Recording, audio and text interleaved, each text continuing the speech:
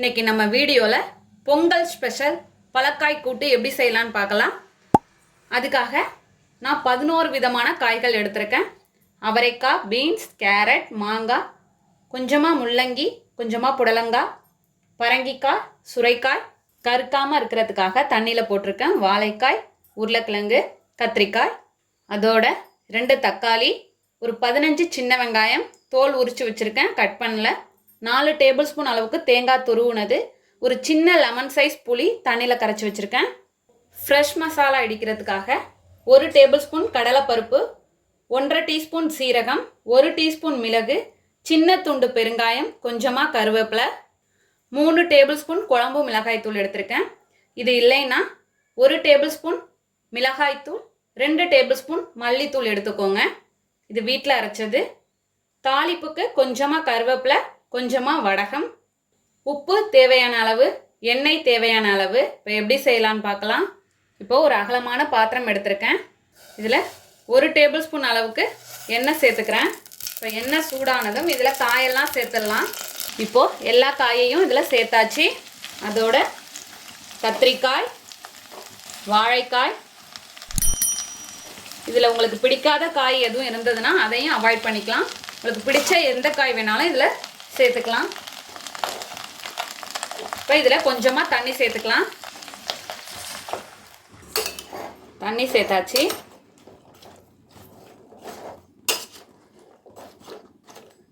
இப்போ காய் வேகிறதுக்கு தேவையான அளவு உப்பு. இப்போ இது ஒரு பக்கம் வேகட்டும், மூடி போட்டுடலாம். இப்போ ஃப்ரெஷ் மசாலா இடிச்சிடலாம். இப்போ ஒரு கடாய் எடுத்திருக்கேன். இதில் இந்த கடலைப்பருப்பு, கருவேப்பிலை, சீரகம், மிளகு எல்லாத்தையுமே ட்ரையாக ரோஸ்ட் பண்ணிக்கலாம்.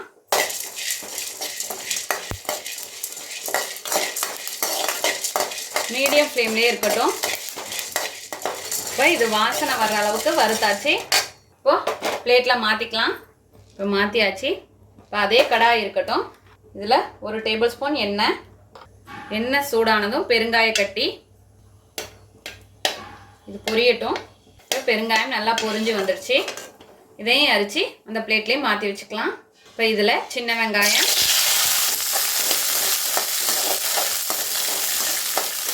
இப்போ வெங்காயம் வதங்கினதும் தக்காளி,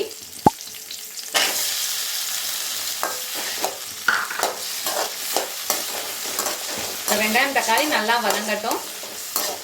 இப்போ வெங்காயம் தக்காளி நல்லா வதங்கிடுச்சு. இப்போ இந்த ஸ்டேஜில் நம்ம தேங்காய் சேர்த்துடலாம்.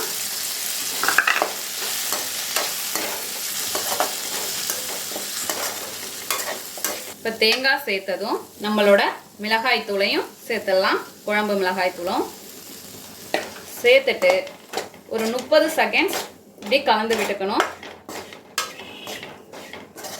இதில் மிளகாய்த்தூள் கருகிடாமல் இருக்கணும், அதனால் லோ ஃப்ளேம்லேயே வச்சுக்கணும்.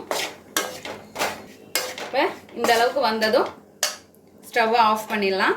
இந்த கடலைப்பருப்பு, மிளகு, சீரகம் நல்லா ஆறி வந்துடுச்சு. இதை மிக்சி ஜாரில் மாற்றி பவுடராக இடிச்சிட்டு வந்துடலாம். இப்போது இந்த அளவுக்கு அரைச்சி எடுத்துகிட்டு வந்தாச்சு.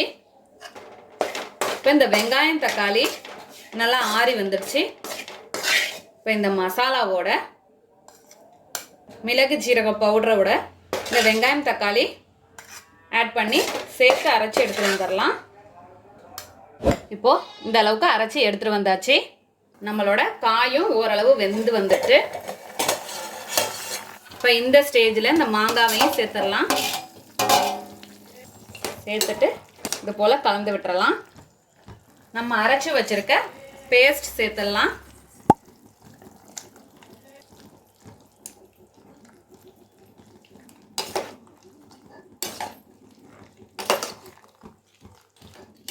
இப்போது இந்த குழம்பு கொஞ்சம் கொதிச்சு வரட்டும், மூடி போட்டுடலாம். இப்போது குழம்பு நல்லா கொதிச்சு வந்துட்டுருக்கு. ஓப்பன் பண்ணி பார்க்கலாம். இப்போ இந்த ஸ்டேஜில் புளி கரைசல் கொஞ்சமாக சேர்த்துக்கிறேன். நான் சின்ன நெல்லிக்காய் சைஸ் புளி தான் எடுத்திருக்கேன். எடுத்துட்டு நல்லா கலந்துக்க வேண்டியதுதான். இந்த ஸ்டேஜில் உப்பு செக் பண்ணிக்கோங்க. இது கொஞ்சம் தழத்தளன்னு தான் இருக்கும். இந்த குழம்புன்னு சொல்லுவாங்க, பலக்காய் குழம்புன்னு சில பேர் சொல்லுவாங்க. பலக்காய் கூட்டுன்னு சில பேர் சொல்லுவாங்க. இப்போது புளி போட்டு புளியோட பச்சை வாசனை போகிற வரைய வேகட்டும். இப்போது புளியோட பச்சை வாசனை போயிடுச்சு. இப்போ குழம்பும் கெட்டி பதத்துக்கு வந்துடுச்சு. இப்போ இதை இறக்கிட்டு தாளிச்சிடலாம். இப்போ தாளிப்புக்கு கொஞ்சமாக எண்ணெய் சேர்த்து, இப்போ எண்ணெய் சூடானதும் வடகம், இப்போ வடகம் பொரிஞ்சிடுச்சு. வடகம் பொரிஞ்சதும் கருவேப்பிலை,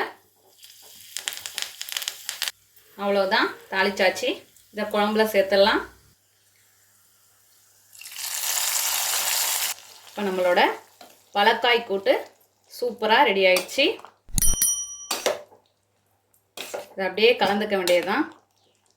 நம்மளோட அருமையான அற்புதமான பொங்கல் ஸ்பெஷல் பலக்காய் கூட்டு தயாராகிடுச்சு.